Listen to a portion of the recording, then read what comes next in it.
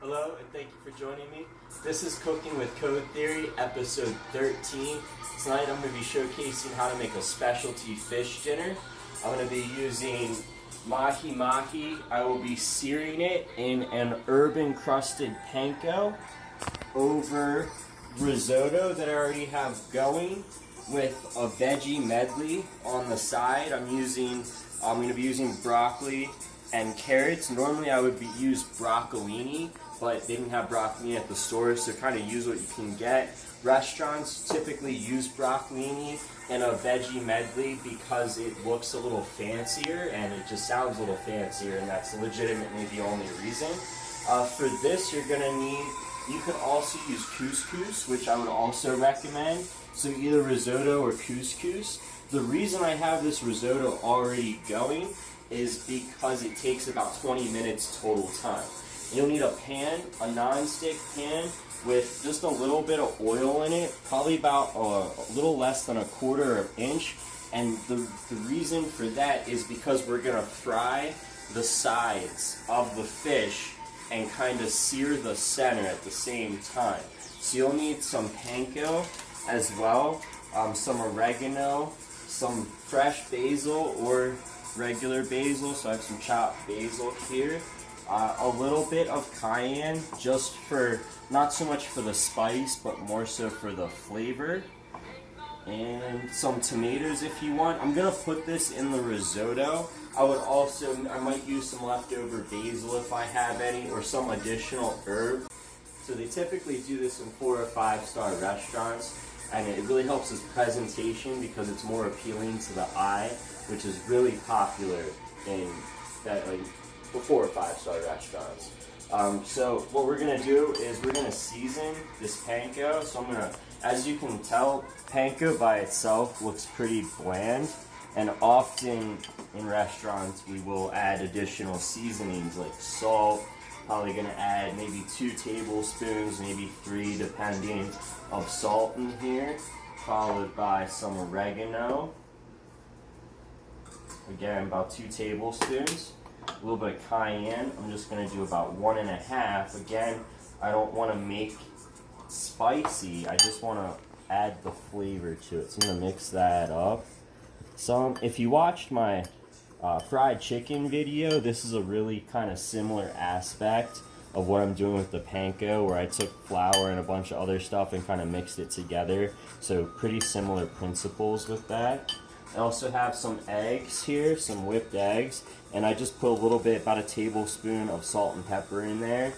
A lot of people, like, if you go to a restaurant and you see those fish specialty dishes, they're pretty pricey. You'll see an average, you're going to pay up to $15 or more. And the reason for that is because often people avoid cooking fish at home. So you want to see how the oregano, you can kind of see that a little bit of everything is in there. That's what you're going for, right? So, you know, fish is often avoided to be cooked at home by a lot of people just because, I forgot the basil here. Add some basil. I'm going to keep some of this basil aside for the risotto. Mix that up a little more. So now you see that how some herb panko is supposed to look. Okay. I'm going to open up this fish. And again, if you did watch my fried chicken video, I am going to do the same exact thing with this fish as I did the chicken, which is called a double dip. So what I'm going to do here, take these apart. Sometimes you have to separate them. Alright, so we have the fish. So we're going to do a dip in the egg wash. And you'll see that I'm trying to get an even consistency as I can. We'll do panko. Again, try to be as consistent as you can. Of course, we got the double dip. One more time, the egg wash.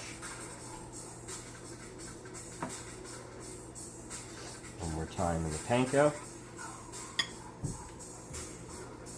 Now you'll notice, if you can see, I don't know if you can see, but after that double dip, really, you notice I've emphasized this in my fried chicken video, but the coating you can get just off a double dip is just, it's just so much more impressive than just doing a single coat.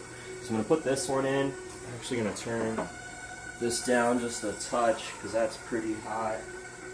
I'm going to put this in very carefully. Skin side up, because if you put it in skin side down, it's going to immediately stick. Doesn't matter how good of a non-stick pan you have, and you're potentially ruining the presentation of the meals. If you want to come in and check it out, I'm just going to again lay this down really lightly. And you'll also notice I did turn it down once I had it about medium. Now I'm about medium low. I don't want to burn this, you can tell, because I've already flipped this one. It cooked pretty quickly on the outside, for sure. You'll also notice I haven't started the veggies yet, and there's a reason for that.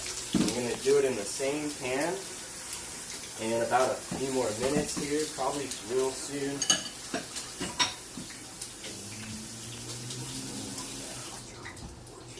Clean up a little bit. So I got this risotto. You can tell this risotto is coming along pretty nicely, but it still needs another 5, maybe 7 minutes, and that's about how long these are going to take.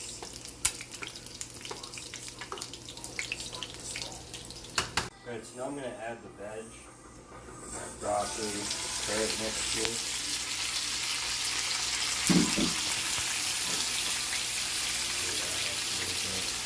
You can tell this fish is just about ready. I'm going to cut into it, check it out in a second.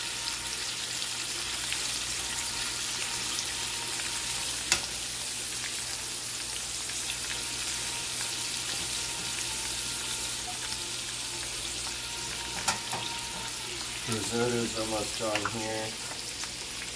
So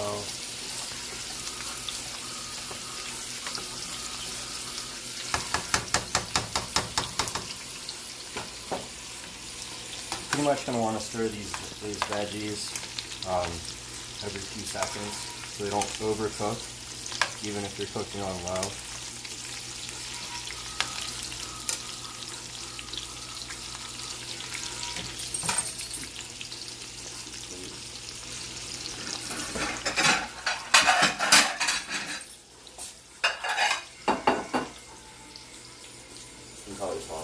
Alright, so I'll plate this up like you would at a restaurant.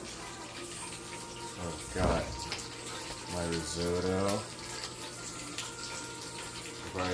I've already got my veg medley on the plate here.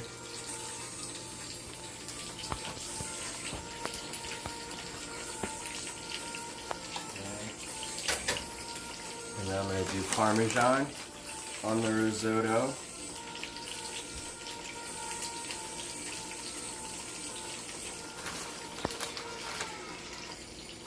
And I'm going to do the tomatoes on top of that. And by the way, I did season the risotto with about 2 tablespoons of salt and pepper. And of course, I've got the tomatoes and Parmesan cheese to also add some flavor to it. And I'm going to put the fish on top of this.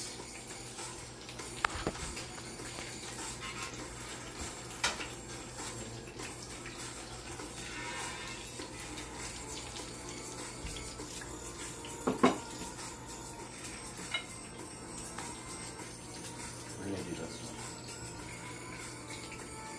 Alright. Basil.